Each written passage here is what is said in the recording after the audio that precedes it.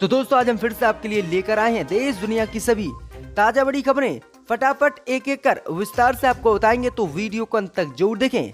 दोस्तों वीडियो बनाने में हमें काफी मेहनत लगी है, तो वीडियो को लाइक जरूर कर दें। जय दोस्तों, पहली बड़ी खबर में आपको बताएंगे कि प्रधानमंत्री मोदी के अयोध्या राम मंदिर भूमि पूजन के दौरे पर असदुद्दीन ओवैसी ने जताया विरोध, बताया संवैधानिक शपथ का उल्लंघन। कहा क्यों जा रहे हैं प्रधानमंत्री मोदी, कोरोना महामारी में अयोध्या, फैलाएंगे क्या कोरोना। इस बीच अगली बड़ी खबर में आपको बताएंगे कि राहुल गांधी ने एक बार फिर से प्रधानमंत्री मोदी पर बोला हमला। कहा प्रधानमंत्री मोदी ने कोरोना में नौकरी छीनी, पूंजी हड़पी और कोरोना को भी नहीं रोक पाए, और अब देश की सभी सरकारी संपत्तियों को बेचने पर तुले हुए हैं प्रधानमंत्री मोदी। इस बीच अगली बड़ी खबर में आपको बताएंगे कि उत्तर प्रदेश की योगी सरकार ने बकरा ईद को लेकर जारी की नई एडवाइजरी। मस्जिद पर नमाज पढ़ने से रोक, खुले स्थानों में कुर्बानी पर भी लगा दिया योगी सरकार ने बैन। वहीं उत्तर प्रदेश के कई क्षेत्रों में बड़े जानवरों पर कुर्बानी पर भी योगी सरकार ने लगा दिया है बैन। इसी बीच अगली बड़ी खबर में आपको बताएंगे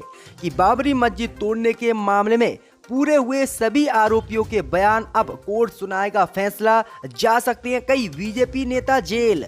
इस बीच अगली बड़ी खबर में आपको बताएंगे कि राजस्थान में कांग्रेस के बाद 2 राज्यों में बीजेपी सरकार संकट में, जल्दी बन सकती है 2 राज्यों में कांग्रेस सरकार। बीजेपी को मणिपुर और नागालैंड से लग सकता है तगड़ा झटका, जा सकती है सरकार। इस बीच अगली बड़ी खबर में आपको बताएंगे कि प्रियंका गांधी ने मायावती को बताया बीजेपी का एजेंट। कहा संविधान की हत्या करने वालों का मायावती दे रही हैं साथ। इस बीच अगली बड़ी खबर में आपको बताएंगे कि ऐप बैन पर भड़का चीन, बोला जानबूझकर चाइनीज कंपनियों के कामकाज में रोड़ा अटका रही है मोदी सरकार, सिखाएंगे सबक। इस बीच अगली बड़ी खबर में आपको बताएंगे कि बीजेपी सरकार ने कर्नाटक में 7वीं कक्षा की पाठ्य पुस्तक से हटाया टीपू सुल्तान आधारित पाठ। कांग्रेस ने जताया विरोध, कहा मुसलमानों के नाम को कर रही है बीजेपी खत्म। तो दोस्तों एक एक करके सभी खबरों को आपको विस्तार से बताएंगे, तो वीडियो को अंत तक जरूर देखें। इसी बीच बढ़ते दोस्तों पहली बड़ी खबर की ओर, तो प्रधानमंत्री मोदी के राम मंदिर में भूमि पूजन के दौरे पर असदुद्दीन ओवैसी ने जताया विरोध, बताया संवैधानिक शपथ का उल्लंघन। जी दोस्तों आपको बता दें कि लोकसभा सांसद असदुद्दीन ओवैसी ने राम मंदिर के शिलान्यास के लिए प्रधानमंत्री मोदी की अयोध्या यात्रा का विरोध किया है। असदुद्दीन ओवैसी ने कहा कि प्रधानमंत्री मोदी का राम मंदिर के लिए अयोध्या दौरे पर जाना प्रधानमंत्री मोदी के संवैधानिक शपथ का उल्लंघन है। आगे असदुद्दीन ओवैसी ने कहा कि देश के संविधान का अहम हिस्सा धर्मनिरपेक्षता है, लेकिन प्रधानमंत्री मोदी राम मंदिर का शिलान्यास करके इसका उल्लंघन कर रहे हैं। आगे असदुद्दीन ओवैसी ने कहा कि हम इस बात को नहीं भूल सकते कि बाबरी मस्जिद 400 सालों से अयोध्या में खड़ी थी, लेकिन 1992 में इस मस्जिद को एक आपराधिक भीड़ ने ढा दिया और आज तक इनके खिलाफ कार्रवाई नहीं की गई। आगे आपको बता दें कि अगले महीने 5 अगस्त को राम मंदिर के भूमि पूजन कार्यक्रम होना है और इस कार्यक्रम में प्रधानमंत्री मोदी भी शामिल होंगे। वहीं श्री राम जन्मभूमि और राम मंदिर आंदोलन से जुड़े लोग भी इसमें आमंत्रित किया गया है और वह लोग शामिल होंगे। और कोरोना महामारी को देखते हुए सिर्फ 200 लोग ही इस कार्यक्रम में शामिल होंगे। और इसी को लेकर आज असदुद्दीन ओवैसी ने प्रधानमंत्री मोदी पर हमला बोला है और कहा है कि प्रधानमंत्री मोदी राम मंदिर का शिलान्यास करके संविधान का उल्लंघन कर रहे हैं। इसी बीच बढ़ते दोस्तों अगली बड़ी खबर की ओर, तो राहुल गांधी ने एक बार फिर से प्रधानमंत्री मोदी पर बोला हमला। कहा प्रधानमंत्री मोदी ने नौकरी भी छीन ली, पूंजी भी हड़प ली, बीमारी को भी नहीं रोक पाए। जय दोस्तों आपको बता दें कि कांग्रेस नेता राहुल गांधी ने एक बार फिर से केंद्र की मोदी सरकार पर हमला किया है।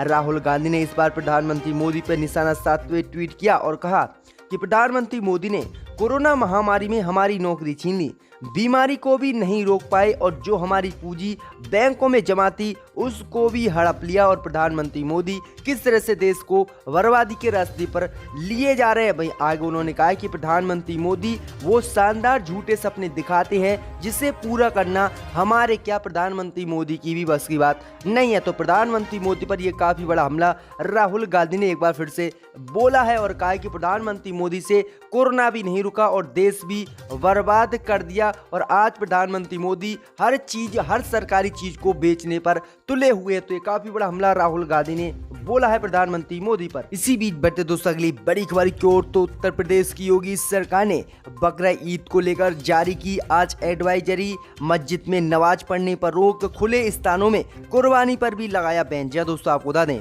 कि मुसलमानों का खास त्योहार ईद उल अजहा यानी बकरा ईद 1 अगस्त को पूरे देश में मनाया जाएगा। वहीं मुस्लिम समुदाय इस मौके पर जानवरों की कुर्बानी करते हैं। इसे देखते हुए डीजीपी व योगी सरकार ने नए दिशा निर्देश जारी कर दिए हैं कि बकरा ईद पर मस्जिदों में नमाज पढ़ने पर योगी सरकार ने रोक लगा दी है। इस बार भी घरों में ही नमाज अदा की जाएगी। इसके साथ ही खुले स्थानों पर भी कुर्बानी करने से योगी सरकार ने रोक लगा दी है और कहा है कि कोई भी व्यक्ति जो है खुले में कुर्बानी ना करे और किसी के घर के बाहर खून ना बहाए। तो एक काफ़ी बड़े अपडेट जो है योगी सरकार ने नई गाइडलाइन में जारी की है। भाई आपको बता दें कि गैर मुस्लिम क्षेत्रों में खुले में मांस ले जाने पर भी योगी सरकार ने रोक लगा दी है। तो ये काफ़ी बड़ी अपडेट है कि उत्तर प्रदेश की योगी सरकार किस तरह से त्योहार मनाने को लेकर भी नई एडवाइजरी जारी करती है। वहीं आपको बता दें कि पश्चिम बंगाल सरकार ने भी एक नई एडवाइजरी जारी की है, लेकिन वहां पर ईद के दिन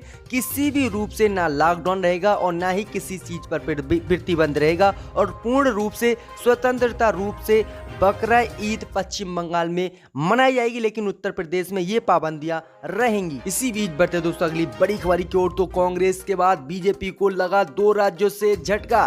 2 राज्यों में बीजेपी की गिर सकती है सरकार, बनेगी कांग्रेस की सरकार। जी दोस्तों, आपको बता दें ये काफी बड़ा झटका कांग्रेस के बाद अब बीजेपी को खुद ही लगने वाला है कि उत्तर पूर्व के 2 राज्यों में भाजपा में बगावत के सुर सुनाई दे रहे हैं। ये दोनों राज्य हैं मणिपुर और नागालैंड।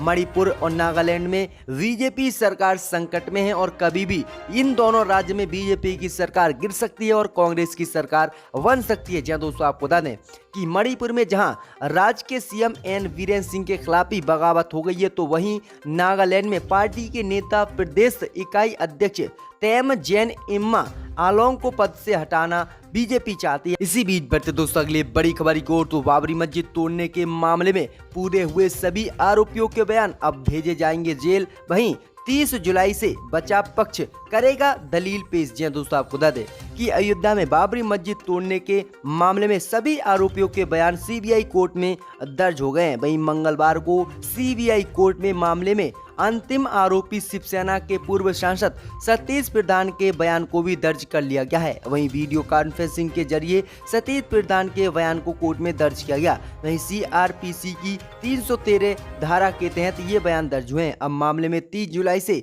बचाव पक्ष अपनी सफाई पेश करेगा। वहीं आपको बता दें कि मामला एक आरोपी ओम प्रकाश पांडे के फरार घोषित होने के कारण उन्हें छोड़कर सभी आरोपियों के बयान दर्ज हो गए। वहीं आपको बता दें कि बाबरी मस्जिद को तोड़ने के मामले में 30 से अधिक बीजेपी नेता और कार्यसेवक शामिल थे, जिन सभी का जो है बयान कोर्ट ने दर्ज कर लिया है। अब इस पर फैसला सुनाएगा और देखते हैं कि इन्हें निर्दोष कोर्ट छोड़ता है या फिर इन्हें जेल भेजता है, क्योंकि 1992 से आज 2020 में इनके जो है बयान पूरे हुए हैं और सजा सुनाने में पता नहीं कितने साल कोर्ट लगा दे। इसी बीच बढ़ते दोस्तों अगली बड़ी खबर की ओर, तो प्रियंका गांधी ने मायावती को बताया बीजेपी का एजेंट। कहा संविधान की हत्या करने वालों का दे रही है मायावती इस समय साथ। जहां दोस्तों आपको बता दें कि राजस्थान क्राइसिस को लेकर बसपा सुप्रीमो मायावती ने अपने सभी 6 विधायकों के खिलाफ व्हिप जारी किया है, जिसमें उन्होंने सभी बसपा विधायकों से कांग्रेस सरकार के खिलाफ वोट करने का आदेश दिया और बीजेपी को वोट करने को कहा। अब इसी को लेकर प्रियंका गांधी ने मायावती पर पलटवार किया है। प्रियंका गांधी ने नाम लिए बगैर ही मायावती को भाजपा का अघोषित प्रवक्ता कहा है। प्रियंका गांधी ने ट्वीट कर कहा कि भाजपा के एजेंट प्रवक्ताओं ने भाजपा को मदद की व्हिप जारी की है, लेकिन ये केवल व्हिप नहीं बल्कि लोकतंत्र और संविधान की हत्या करने वालों को क्लीन चिट है। वहीं आपको बता दें कि पिछले कई दिनों से राजस्थान में सियासी खींचतान जारी है। इसी बीच स्पीकर सीपी जोशी ने भी राजस्थान उच्च न्यायालय के जिस फैसले के खिलाफ उच्चतम न्यायालय का रुख किया था, उस याचिका को भी सोमवार को वापस ले लिया गया है। वहीं आपको बता दें कि प्रियंका गांधी ने मायावती को बीजेपी का एजेंट बताया है, तो ये काफी बड़ा हमला बोला है मायावती पर। इसी बीच बढ़ते दोस्तों अगली बड़ी खबर की ओर, तो ऐप बैन पर भड़का चीन, बोला जानबूझकर चाइनीज कंपनियों के कामकाज में रोड़ा अटका रही है मोदी सरकार, सिखाएंगे सबक। जी दोस्तों, आपको बता दें कि जिस तरह से केंद्र की मोदी सरकार ने चीन के खिलाफ आर्थिक प्रतिबंधों को लेकर कदम उठाने शुरू किए हैं और केंद्र की मोदी सरकार ने 59 चीनी मोबाइल ऐप को पहले प्रतिबंधित कर दिया था, जिसके बाद अब मोदी सरकार ने और 47 ऐप पर प्रतिबंध चीन के लगा दिया है। इसके अलावा करीब 200 मोबाइल एप्लीकेशन को चिन्हित किया गया है जो आने वाले समय में मोदी सरकार भारत में बंद करने वाली है, जिसको लेकर चीन ने मोदी सरकार की कड़ी आलोचना की है और सख्त बयान जारी किया है। जी हां दोस्तों, आपको बता दें कि मोदी सरकार के इन कदमों पर नई दिल्ली स्थित चीन के दूतावास ने बेहद सख्त बयान जारी करते हुए इसे चीनी कंपनियों के कानूनी अधिकार का उल्लंघन बताया है और मोदी सरकार को धमकी दी है कि चीनी कंपनियों के हितों की रक्षा के लिए चीन हर संभव कदम उठाएगा और इसका हम मोदी सरकार को कड़ा जवाब देंगे। वहीं चीन ने कहा है कि किस तरह से मोदी सरकार जानबूझकर चीनी कंपनियों को परेशान कर रही है और उनके बीच रोड़ा अटका रही है। तो ये काफी बड़ा अपडेट है। भैया आपको बता दें कि प्रधानमंत्री मोदी ने फ्रांस से राफेल विमानों को भी खरीदा है और सीमा पर भी मोदी सरकार ने मिसाइल दागने वाले टैंकों को भी लगा दिया है, क्योंकि चीन लगातार भारत में घुसने की तैयारी में जुटा हुआ है और इसी को देखते हुए इन एप्लीकेशनों पर और प्रतिबंध मोदी सरकार ने लगाया है। इसी बीच बढ़ते दोस्तों अगली बड़ी खबर की ओर, तो उत्तर प्रदेश में बड़े जानवरों की कुर्बानी करने से रोक रही है उत्तर प्रदेश पुलिस। जामिते उलमाए हिंद ने उठाई आवाज। या दोस्तों, आपको बता दें ये काफी बड़ी खबर सामने निकल कर आ रही कि जामिते उलमाए हिंद के अध्यक्ष मौलाना कारी सैयद मोहम्मद उस्मान ने देश के विभिन्न भागों विशेषकर उत्तर प्रदेश में कुर्बानी को लेकर जिला प्रशासन और योगी सरकार के माध्यम से तानाशाही और अत्याचार किए जाने पर दुख प्रकट किया है और कहा कि कुर्बानी इस्लाम का एक महत्वपूर्ण और आवश्यक धार्मिक कार्यक्रम है और इसमें किसी प्रकार की रुकावट या बाधा खड़ी नहीं होनी चाहिए और एक स्वतंत्र देश में स्वतंत्र रूप से हर किसी धर्म के लोग को त्योहार मनाने का अधिकार है। लेकिन उत्तर प्रदेश में आपको बता दें कि उत्तर प्रदेश में लिखित तौर पर जामिते उलमाए हिंद को एक पत्र मिला है जिसमें प्रदेश के विभिन्न क्षेत्रों से शिकायत मिली है कि उत्तर प्रदेश की योगी पुलिस बड़े जानवरों को पकड़कर ले जा रही है और बड़े जानवरों की उत्तर प्रदेश में कुर्बानी नहीं करने दे रही है और बहराइच समेत गाजीपुर, गाजियाबाद आदि से जिला प्रशासन ने बड़े बड़े जानवरों की कुर्बानी पर रोक भी लगा दी है। इस तरह के पत्र जामिते उलमाए हिंद को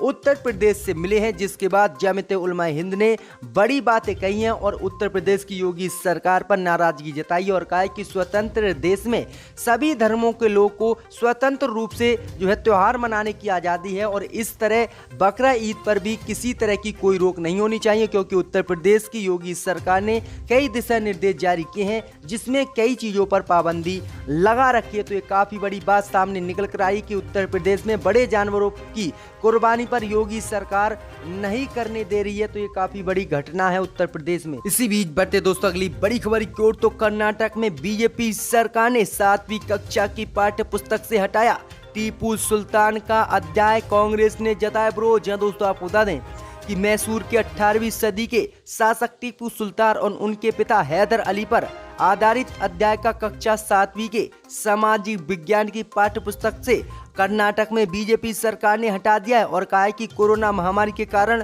2020 और 21 के पाठ्यक्रम को घटाने के कार्यक्रम के तहत ही ये निर्णय लिया गया है। हालांकि आधिकारिक सूत्रों ने बताया कि कक्षा 6ठी और 7वीं की किताबों में टीपू सुल्तान पर अध्यायों को बरकरार रखा गया है। लेकिन आपको बता दें कि कर्नाटक पाठ्य पुस्तक सोसाइटी की वेबसाइट पर संशोधित पाठ्यक्रम को अपलोड किया गया है। इससे पता चला है कि कक्षा 7वीं के समाज विज्ञान की पाठ्य पुस्तक से हैदर अली और टीपू सुल्तान, मैसूर की ऐतिहासिक स्थलों और आयुक्त प्रशासन के बारे में अध्याय को हटा लिया गया है। अब इसी को लेकर कांग्रेस ने कड़ा विरोध जताया है। कांग्रेस ने कहा है कि मुसलमान होने की वजह से किस तरह से एक मुस्लिम टीपू सुल्तान जिसने देश के लिए बलिदान दिया, अपने बच्चे को कुर्बान कर दिया, उसके पाठ्य पुस्तक को हटाया है, जो काफी निंदनीय। कांग्रेस ने मांग की है कि पाठों को छोटा करके टीपू सुल्तान के पाठ को नहीं हटाया जाए, क्योंकि आने वाले समय में बच्चों की नॉलेज कम होगी और उन्हें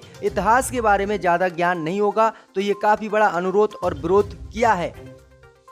सस्पेंड किया गया है